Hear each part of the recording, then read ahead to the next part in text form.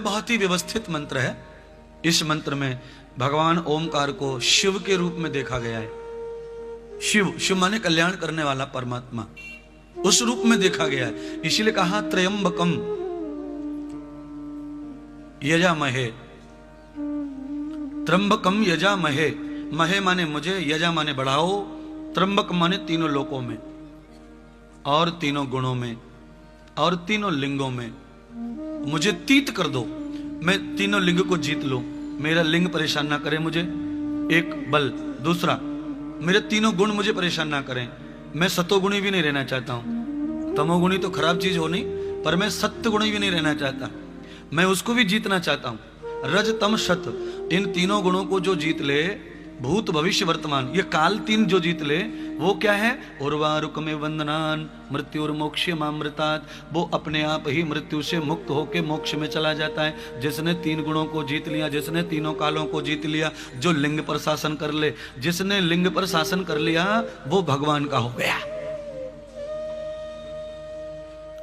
इसीलिए त्र्यंबक नाम का एक लिंग भी है, जो हमारे महाराष्ट्र में ही लोग उसे मानते हैं कि वो त्र्यंबकेश्वर में है। ऐसा लोग मानते हैं, है कि नहीं पता नहीं, मानते हैं, इसीलिए कह रहा हूं, मैं नहीं मानता। हाँ, मैं तो मेरे अंदर ही मानता हूं लिंग, पत्थर में लिंग नहीं मानता हूं। मेरे पास लिंग है, आपके पास है तो आपको मान लूंगा।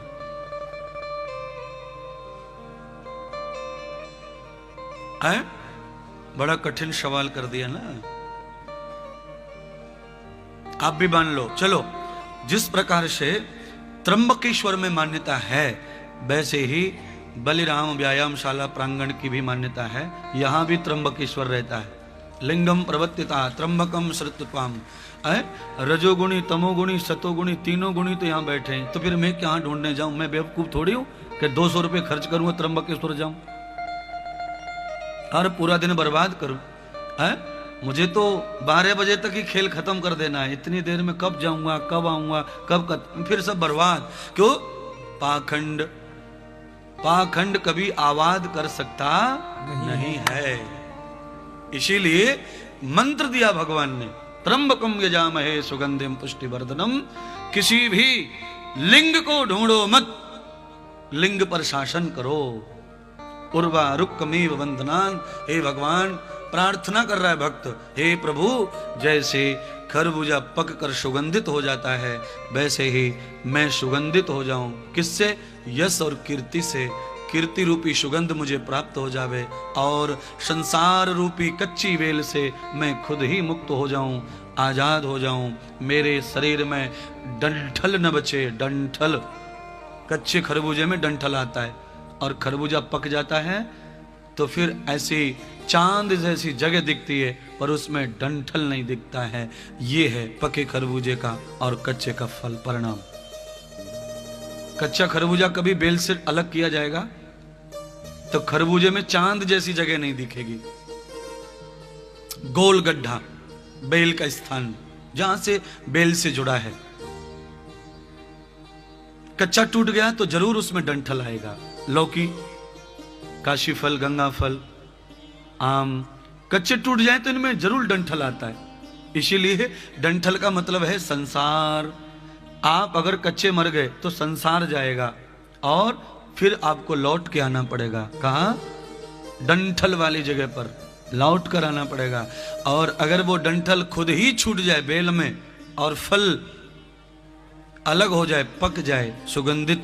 और देखिए ऋषि मुनि क्या कहते हैं, खरबूजे को देखकर खरबूजा रंग बदलता है। मतलब यह है कि इंद्रदेव अगर पका हुआ है तो इसके साथ रह करके कच्चे भी पक जाते हैं, सुगंधित हो जाते हैं। ये खरबूजा पका हुआ।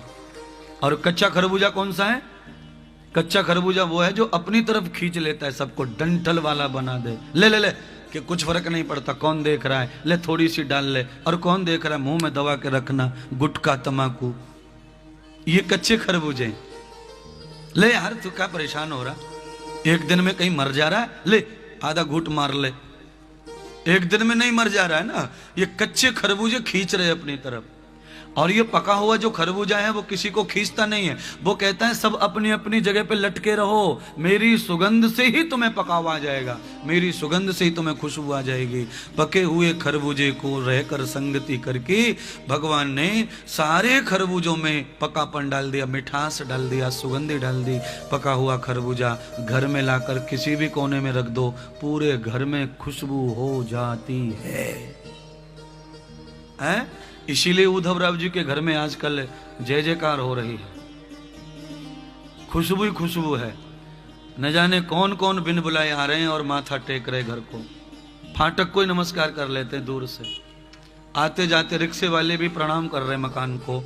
कल से करेंगे कि नहीं वो हम पूछेंगे आपको, फिर कल बताइएगा। आज तक तो ठीक है, कल से क्या होगा? कठिन है। इसीलिए संतोगतान योगितम। हमारे देश में परब्रह्म सच्चिदानंद परमेश्वर निराकार सर्वशक्तिमान जो सबका स्वामी है, उससे भी ज्यादा मान प्रतिष्ठा गुरु को प्रदान की गई है। गुरु इसीलिए बड़ा माना है भगवान से। भगवान सब जगह रहता है, भगवान सब जगह रहता है, तो भी कोई किसी मकान को नमस्कार नहीं कर रहा है।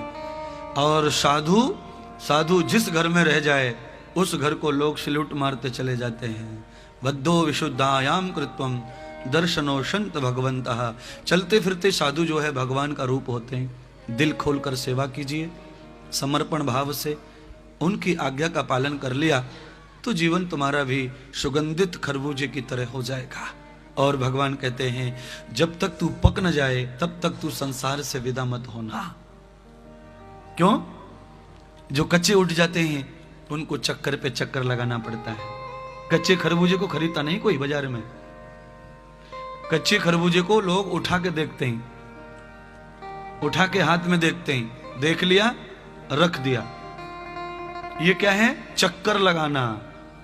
चक्कर जन्म मरण का चक्कर है। बार बार ग्राहक लेंगे पर पटक देंगे, लेंगे पटक देंगे। क्यों? उनको सुगंध और मीठा चाहिए, पका हुआ चाहिए। खरबूजे का दूसरा कोई प्रयोग ही नहीं।